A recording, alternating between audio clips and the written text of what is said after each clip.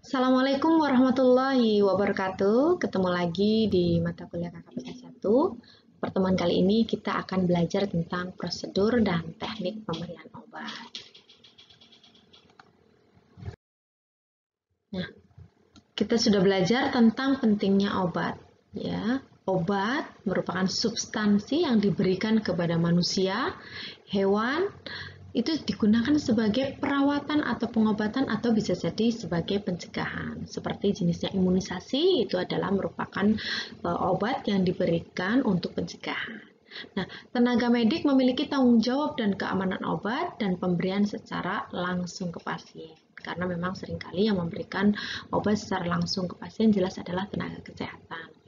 Nah, kita juga penting memahami tentang efek dari obat dan pemberian secara langsung sehingga dapat mengevaluasi efek daripada pengobatan.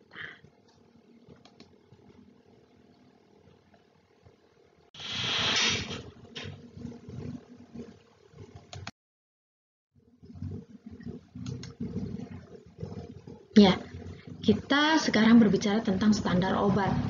Standar obat satu harus mempunyai unsur keaslian, ya, tidak ada percampuran, mempunyai standar potensi yang baik, memiliki bioavailabilitas berupa keseimbangan obat, dan terjamin keamanan dan keefektivitasan.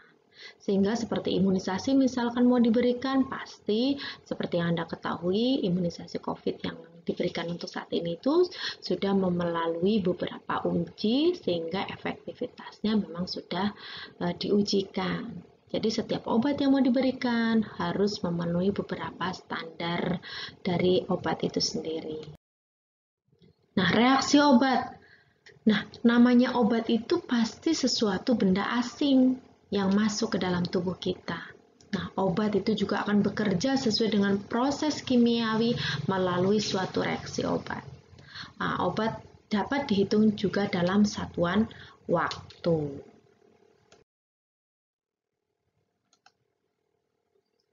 Apa sih faktor apa saja yang mempengaruhi reaksi obat gitu ya? Yang pertama, absorpsi obat. Proses pergerakan obat dari sumber ke dalam tubuh. Bagaimana proses absorpsinya? Kemudian distribusi obatnya ke dalam tubuh. Kemudian didistribusikan ke dalam darah melalui vaskuler dan sistem limfatis menuju sel dan masuk ke dalam jaringan tertentu. Ketiga adalah metabolisme obat. Obat akan ikut ke sirkulasi ke jaringan kemudian berinteraksi dengan sel yang bermasalah atau yang sakit itu tadi. Kemudian diekskresikan, di mana ekskresi ini merupakan sesuatu yang obat yang sudah diserap yang tidak digunakan dia dikeluarkan. Bisa melalui ginjal, nanti dikeluarkan melalui urin atau melalui feses, BAB itu ya, atau bisa saja melalui keringat. Ya, ini sudah pernah disampaikan dan saya juga sudah menjelaskan di pertemuan sebelumnya. Ini kita mengulang kembali agar Anda lebih memahami faktor yang mempengaruhi dari reaksi obat itu sendiri. Di samping itu nanti ada juga faktor lain yang mempengaruhi dari faktor pasiennya, yaitu faktor penyakitnya dan lain sebagainya. Nah, apa sih persiapan obat? Kemarin kalau Anda ketahui di depan itu ada prinsip pemberian obat. Ada minimal 5 benar, benar obat, benar dosis, benar cara pemberian, kemudian benar pasien dan benar waktu. Kemarin ada 2 tambahan yaitu benar pendokumentasian dan yang ketujuh yaitu benar dalam menyampaikan informasi atau konseling tentang obat-obatan yang diberikan kepada pasien.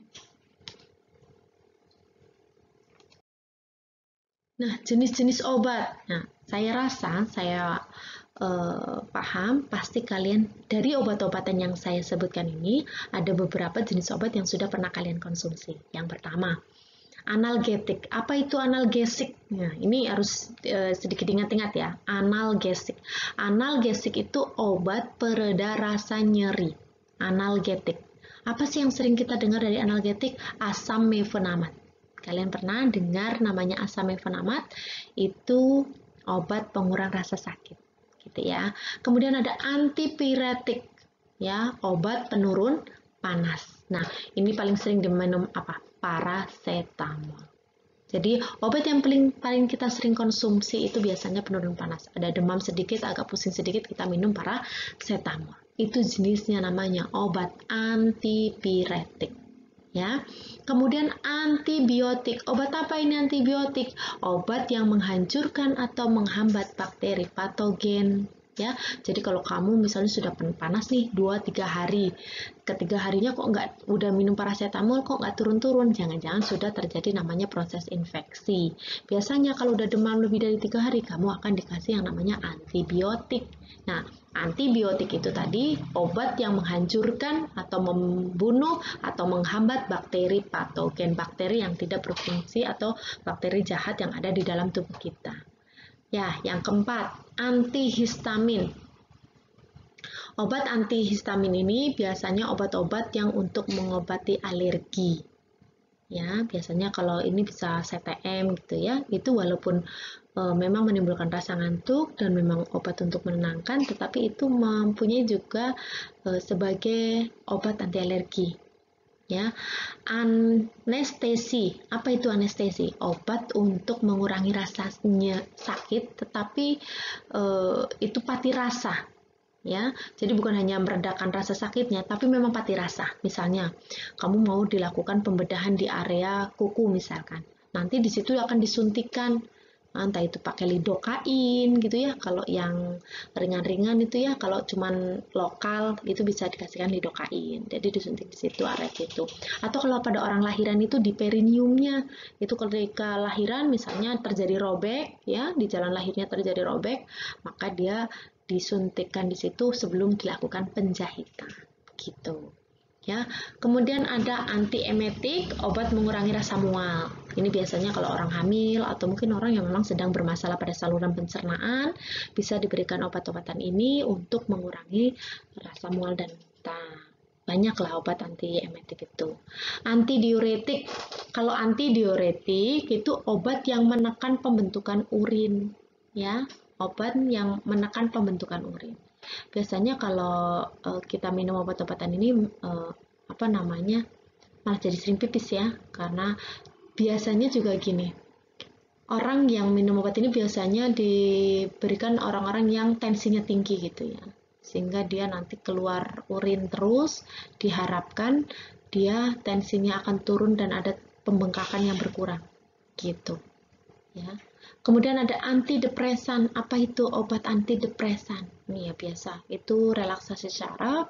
Biasanya ketika kita stres, nggak bisa tidur gitu, dikasih obat-obatan antidepresan. Hati-hati, kalau obatan antidepresan gini, antikoagulan, itu bukan lagi kewenangan kita bidan ya, tapi itu lebih kewenangan dokter memberikan resep, kemudian farmasi akan memberikan obat-obatannya.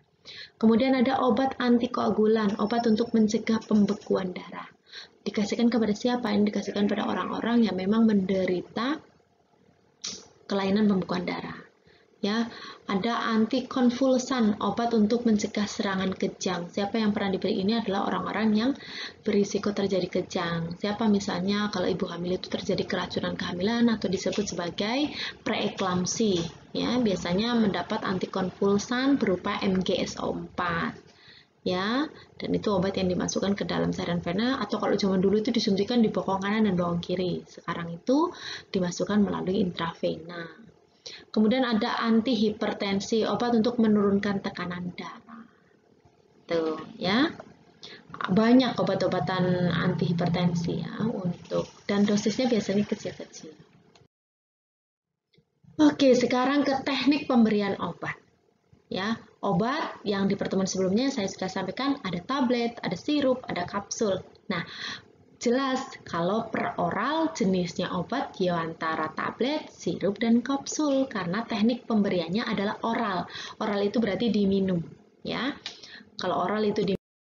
Kemudian pemberian obat parenteral adalah suatu tindakan memberikan suatu substansi zat obat ke dalam tubuh melalui jalur yang bukan saluran pencernaan. Ya, jadi obat yang diberikan tetapi nggak melalui saluran pencernaan itu namanya parenteral. Injeksi Yang parenteral itu ada apa saja? Yang pertama ada suntik intrakutan atau injeksi intrakutan, memberikan obat ke dalam jaringan kulit dengan tujuan untuk melakukan tes terhadap reaksi alergi jenis obat yang akan digunakan. Ya, jadi kalau IC itu dilakukan di bawah dermis atau epidermis. Jadi kalau kita nyuntik, sudut jarum suntiknya itu hanya tipis sekali, antara 15 derajat. Jadi jarum suntiknya itu posisi seperti ini. Ya, jarum suntik posisinya sangat rendah.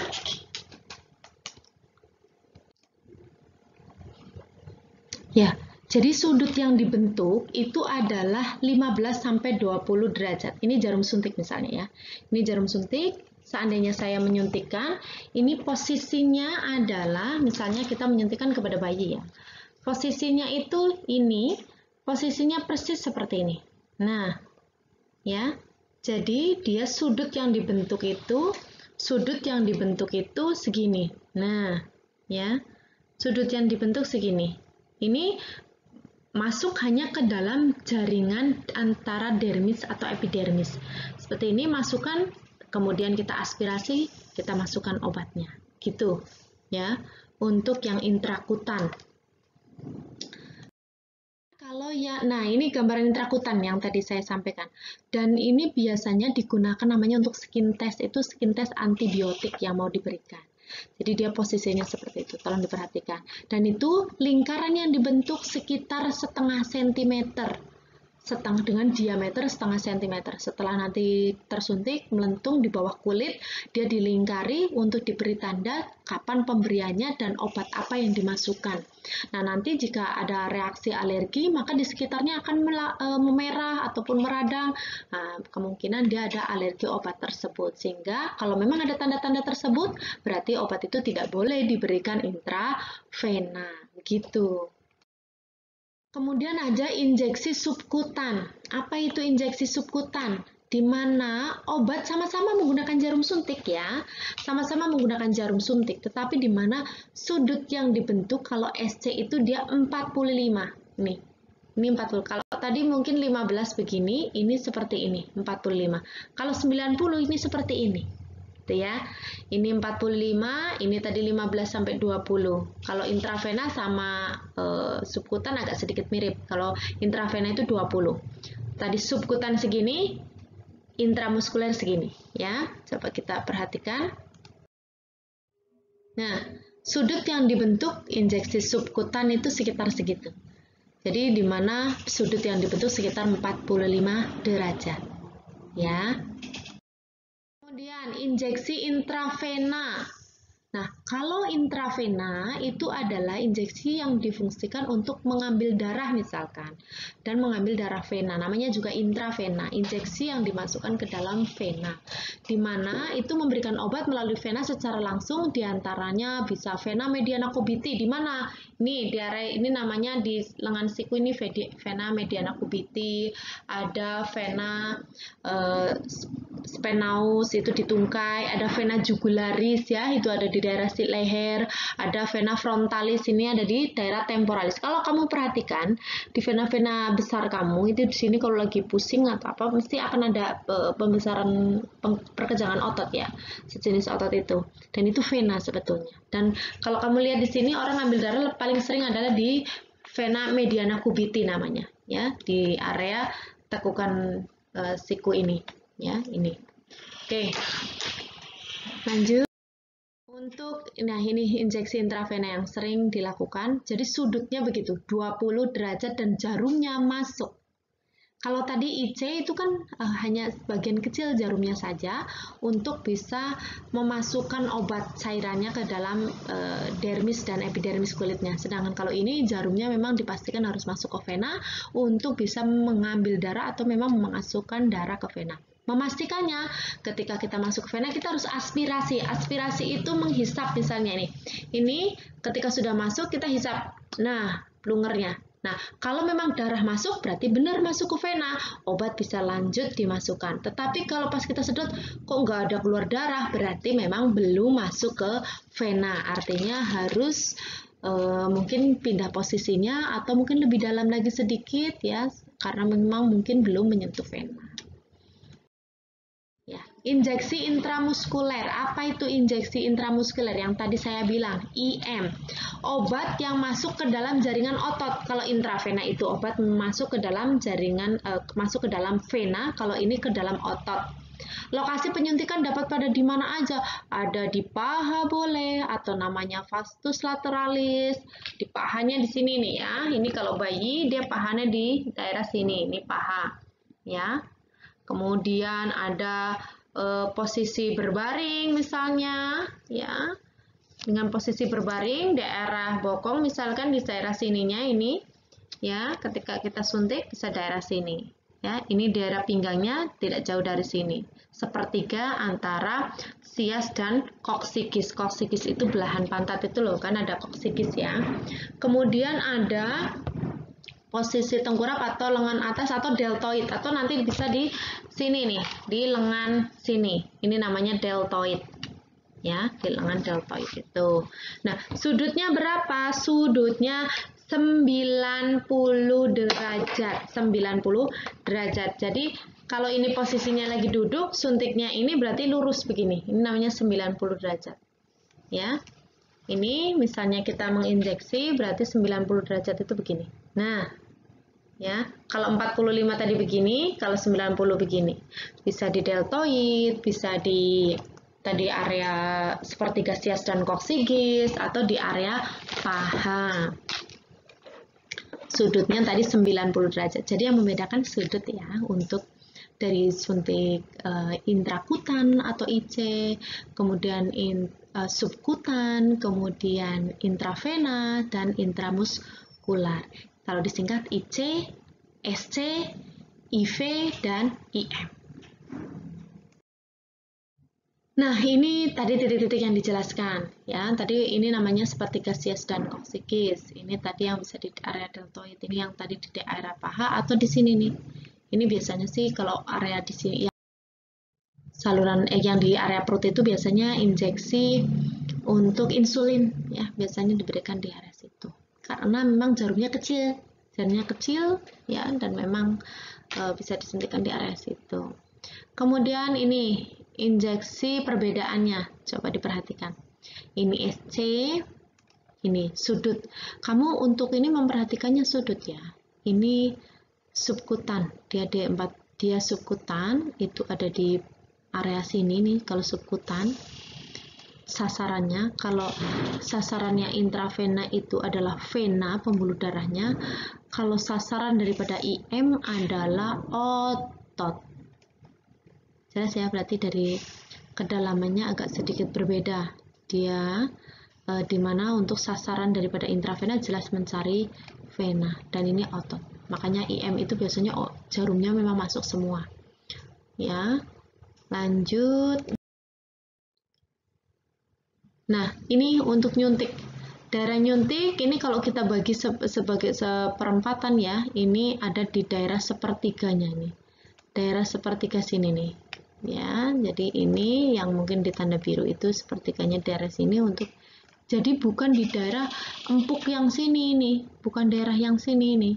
Ya, jadi kalau nyuntik kenapa sih di daerah, bukan di daerah yang empuknya, justru ini ada tulang sias, ini ditarik garis lurus ini ke sini, ini namanya koksikis nih, di sini deh ada namanya koksikis. Nah, ditarik sepertiganya, ini setengahnya ada di sini, sepertiganya ada di sini, ya area nyuntiknya ya sekitar sini area nyuntiknya ya, itu ya, area nyuntik ada di area sini.